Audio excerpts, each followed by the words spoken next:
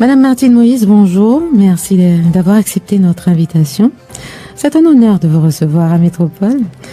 Et je dois rappeler aussi que c'est une première.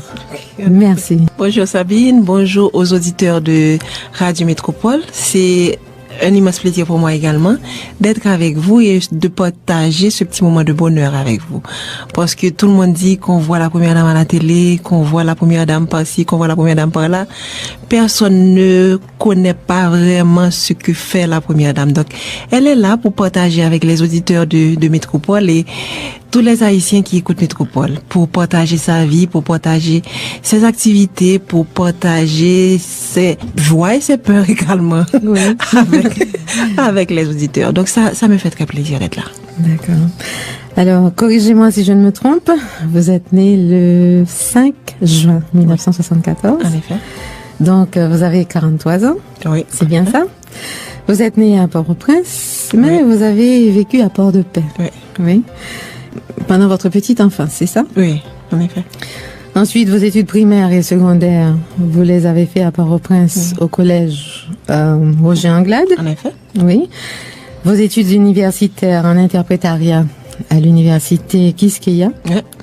Et après votre mariage avec le président Jovenel Moïse, vous avez vécu au Cap-Haïtien. Comment expliquez-vous ce va-et-vient entre Port-au-Prince et la province?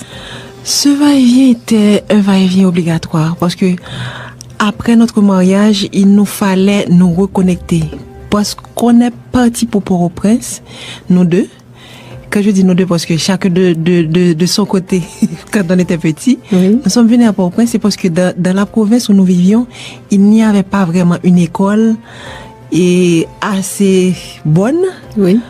Donc nos parents ont voulu, pour pas faire nos éducations alors à tous les deux, venir à Port-au-Prince. Mais là, Port-au-Prince ne nous a pas vraiment attirés.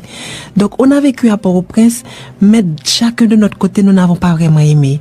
C'est la raison pour laquelle chaque fois qu'il y a une semaine ou deux, nous allions en province. Nous allions pendant les vacances de Noël, nous allions pendant les grandes vacances, les vacances de Pâques. Donc, chaque fois qu'il y a une occasion de se rendre en province, nous y allions.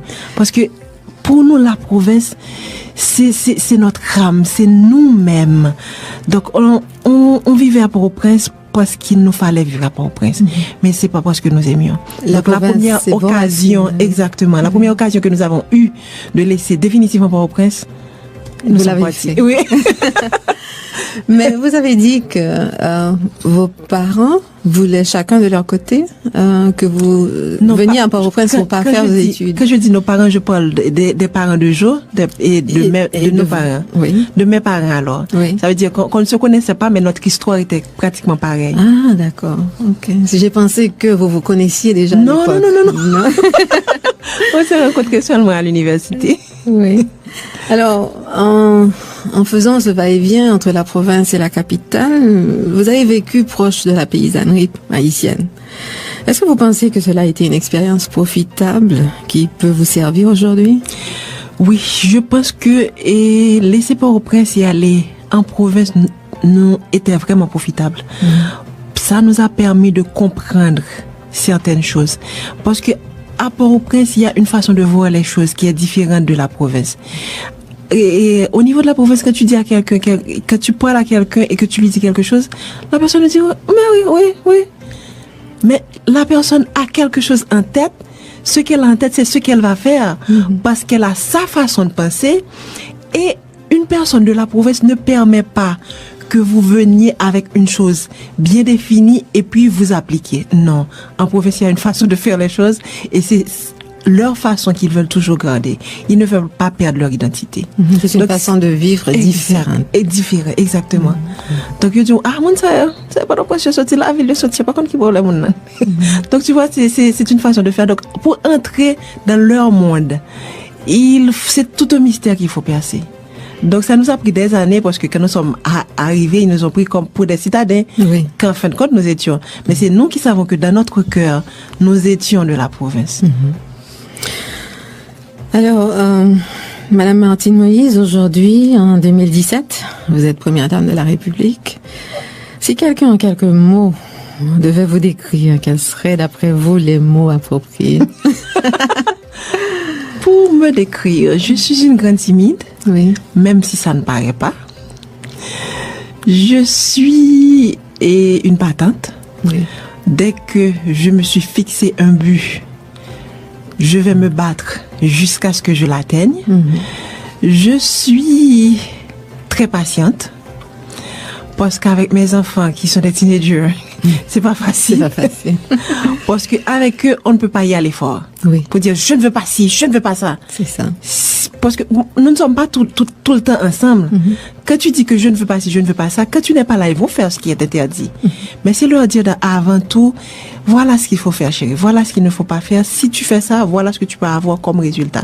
Mais c'est leur donner aussi un champ où ils peuvent faire leur propre expérience tout en les protégeant. Leur donner l'impression, je dis bien l'impression, qu'ils sont libres, qu'ils peuvent aller où ils veulent. Mais tout de loin en leur surveillant. On m'appelle toujours mère poule, mais je me résigne. Bon, c'est pas une mauvaise chose, moi, je trouve. En effet. Oui, il faut être là pour les protéger, même si leur donner du lest de temps en temps, mais tirer aussi sur la corde lorsqu'il le faut. Exactement. Parce qu'il faut trouver la balance, j'imagine. C'est ça. Parce que là aussi, tu les mets en confiance. Parce que quand ils sont en confiance, quand il y a quelque chose qui ne va pas, ils viennent te trouver. Mamie, il y a telle chose qui ne va pas, qu'est-ce que je fais? Voilà, tu fais ci, tu fais ça, tu fais ça. Mais et surtout, ne jamais les mentir. Parce que si tu leur mens, ça va causer toute... comment je dis, c'est leur monde qui va s'écouler. On perd leur confiance. Exactement, parce qu'ils te font confiance et là maintenant tu leur mens donc. Non, ça ne marche pas. Ne jamais leur mentir. C'est ça. Et dès le premier jour d'entrée en fonction du président, certaines personnes ont critiqué votre façon de vous habiller. Alors, que dites-vous à cela? Mais de toutes les façons, aujourd'hui, je n'ai aucun reproche à vous faire parce que vous êtes parfaite. À cela, je dis merci. Parce que, en quelque sorte, ce lot de critiques. Oui. Parce que j'étais qui avant? J'étais personne. Personne ne connaissait Martine Moïse. Donc, c'est toutes ces critiques-là qui ont poussé tout le monde a dit, mais c'est qui? Tout le monde se pose la question et maintenant on cherche à connaître Martine. Et grâce à eux, aujourd'hui, je ne peux pas dire que je suis célèbre. Ça vous a rendu service quand même. Ça m'a rendu service en quelque sorte. Donc, le mot que j'ai beaucoup aimé, c'est quand elles me disent la femme drapeau. Mais ouais, le drapeau national. Exactement. Alors. Mais il faut que je leur dise, j'avais trois habits prêts pour la cérémonie. Les trois étaient bleus et rouges. Donc, peu importe ce que j'avais porté ce jour-là, j'allais être critiquée. Quand même. Mais c'est pas grave. J'ai voulu servir mon pays. Donc, cette robe a symbolisé les 22 mois de campagne que j'ai passé, 22 mois de douleur, 22 mois de sueur, 22 mois de pleurs. Et en fin de compte, aujourd'hui, j'ai fini par arriver. Mon but est là devant moi. J'ai pu le saisir. Donc, ce serait encore du bleu et rouge. Parce que le bleu et le rouge, je le porte dans mon cœur. Parfait. Alors, là, ils ont leur réponse. En effet. D'après vous, pourquoi cette tenue a-t-elle suscité autant de commentaires, autant d'attention? Je ne sais pas. Parce que dans leur tête à eux, ils ont une façon de voir la première dame. Et le fait qu'ils n'ont pas eu la première dame qu'ils ont souhaité, ils se sont sentis comme... Ils sont en quelque sorte fâchés. Donc, c'est comment vous dame s'habiller là? Mais pas comment le premier dame qu'on habille. Mais c'est que moi, je veux ne pas perdre ce qui fait l'essence même de Martine Moïse. Je veux la garder avant et après d'être une première femme. Cette Martine Moïse là, je veux la garder telle qu'elle. Et ça, j'aurai plein de critiques pendant tous les 5 ans. Et je suis prête. Et c'est inévitable. Oui. On ne peut pas plaire à tout le monde. Exactement. Exactement. Alors, votre rencontre avec le président, c'est une question que beaucoup de personnes attendent. Oui, comment cela s'est-il passé? Est-ce une simple histoire d'amour? Alors, racontez-nous. C'est une histoire qui a commencé toute simple. C'était un jour à la cafétéria de Kiskia. Et je me suis assise à un banc et il était à l'autre. Et quand je me suis retournée, et j'ai vu qu'il me regardait. Je l'ai regardé, mais tu sais que, étant comme grande timide, j'ai foncé les sourcils, puis ça me suis dit, ça rien à regarder là. Et puis je me suis retournée, et puis j'ai continué avec ma nourriture, et puis en me retournant, je vois qu'il me regardait encore. Et le lendemain, je suis revenue, il était à la même place et me regardait de la même façon. J'ai encore regardé et je me suis dit, oh, bon, j'ai pas fait une examen juste à côté de Nana. Comme s'il avait entendu ce que j'avais dit dans mon cœur. Il est venu s'asseoir. Il est venu s'asseoir, on a commencé à parler. Je me suis dit, oh, mon cœur me dit, on n'est pas vu mal, c'est ça. Non? Et on a parlé et voilà. Et depuis ce jour, on ne s'est plus quitté. Waouh, c'est une belle histoire d'amour. Alors, et quel genre d'homme est Jovenel Moïse? Est-ce que... Il est très difficile à vivre, comme tous les hommes haïtiens. Exigeant? Très. Oui. Très exigeant. Mais pas impossible à vivre. Il a un côté chou, un côté, je dirais, câlin, comme tu as toujours envie de le prendre dans tes bras et de le bercer même quand il est grand. Il est affectueux. Il est très affectueux. Oui. Il est un bon père de famille, oui. bien qu'il n'a pas beaucoup de temps pour sa famille. Oui. Donc, ce qu'on fait, les enfants et moi, puisqu'on a vu beaucoup de femmes se plaignent parce que leur mari les trompe avec une autre femme. Nous, les enfants et moi, Jovenel nous a toujours trompé avec son boulot. Je dis, bon, au lieu de me battre contre le boulot, on nous entre là dans le monde. Et c'est comme ça qu'on est tombé amoureux aussi de son travail. Parce que son travail, c'était avant tout l'agriculture, c'était avant tout, il est bricoleur. Oui. Tout ce qui est, il peut venir là et oh ça gagne bon il vient il est donc c'était très passionnant parce que c'était nouveau pour nous et nous étions femmes et enfants parce que les enfants très tôt ils ont commencé. Actuellement mon fils c'est lui qui est à l'usine parce que nous n'avons plus de temps. Oui. C'est lui qui est retourné à l'usine, c'est lui qui fait fonctionner tout ça. Vous avez une usine? Oui, une usine de traitement d'eau. C'est à Aubert. Ah, d'accord. À 3 km de Port-de-Paix. Et c'est ce que vous faisiez avant? Oui, oui, c'était l'autoport, c'est l'usine. Donc c'est lui qui est retourné à l'usine. Là maintenant il a un plan pour redémarrer parce que nous avons le jus avant qui s'appelait Jean Morpidous. Donc il prévoit de revenir avec Jean Morpidous, tout ça. Mais pourquoi? C'est parce que quand il était petit, il partageait déjà la vie de son père. On se plaignait qu'on avait comme si qu'il ne nous donnait pas assez de temps. Donc là maintenant, puisque nous étions avec lui au boulot, nous avions tout le temps qu'il nous fallait. Donc plus besoin de se plaindre puisque nous étions là, nous l'aidions et avec nous ça marchait plus vite.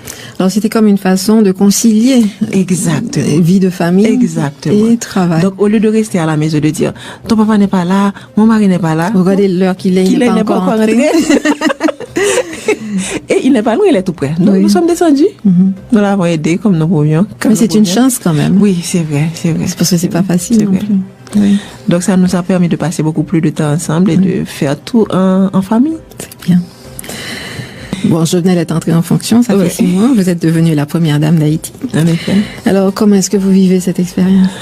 Bon, c'est une expérience qui est très difficile parce que c'est pas... Comme je dis toujours, il n'y a pas une école où on vous apprend à être première dame. Pour moi, être première dame vient déjà de son cœur. C'est comme être une mère. Donc, au lieu d'avoir 2 enfants, maintenant, on a plusieurs millions. Des besoins qu'ils ont, de ce que tu dois faire pour eux. Donc, c'est assez compliqué. Mais quand tu aimes la chose que tu fais, ça ne devient pas impossible. Donc, ça te permet de vivre au jour le jour et de ne pas voir le temps passer. C'est pourquoi 6 mois, je pensais que 6 mois allaient être beaucoup plus long que ça. Donc, c'est mettre au point, c'est continuer avec ce que tu avais en tête de faire pour tes millions d'enfants. Mais 6 mois, est-ce que vous voyez plus ou moins clair devant vous? Est-ce que vous avez plus ou moins une vision de là où vous allez?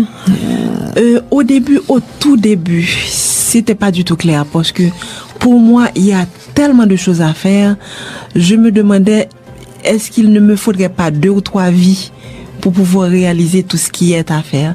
Mais au bout de quelques temps, je me suis dit, bon, tu peux pas changer le monde, Martine. Donc, il te faut faire un choix. Donc, j'ai choisi la petite enfance. Je choisis de travailler avec et pour les enfants de 0 à 5 ans. Donc, c'est pourquoi tout ce que je fais, c'est en fonction d'eux. Tout ce que je fais, c'est avec eux. Tout ce que je fais, c'est pour eux. C'est l'une des actions humanitaires que vous avez choisi de vous dédier, c'est aux enfants. Les enfants ont faim, ils sont nus, ils doivent aller à l'école, ils ont plein de problèmes. Mais il fallait commencer quelque part. Je dis que je veux travailler avec et pour les enfants. Je ne sais même pas combien d'enfants est-ce que j'ai réellement. Puisque les chiffres qui sont là, ce sont des chiffres approximatifs. Je ne sais même pas où au niveau du pays, mes enfants se trouvent. Quelle quantité il y a dans le nord, quelle quantité il y a dans le sud, etc. Donc, ce que j'ai commencé avec,